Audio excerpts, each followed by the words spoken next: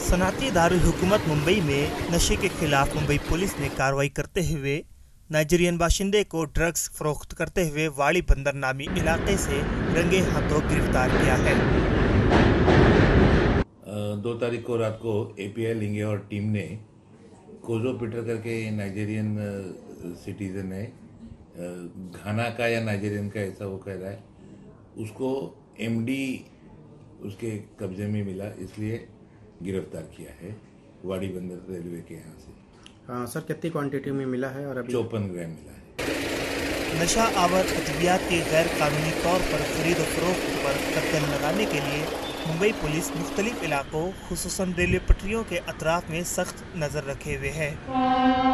वहाँ रेलवे के मदद से, रेलवे पुलिस के मदद से बड़े बड़े हेलोजन लाइट लगाने की भी प्लानिंग है, और जो भी कुछ बचा कुचा हुआ वो मेहनत से वो वहाँ से एराडिकेट करने की पूरी पुलिस ने ठान ली है। काबिल जिक्र है कि साल 2018 में मुंबई पुलिस ने मुंबई में मंशियात की खरीद फरोख्त को लेकर नाइजीरियन ड्रग्स माफिया के खिलाफ सबसे ज्यादा कार्रवाई की है। मुंबई से ईटीवी भारत के लिए शाहिद अंसारी की रिपोर्ट।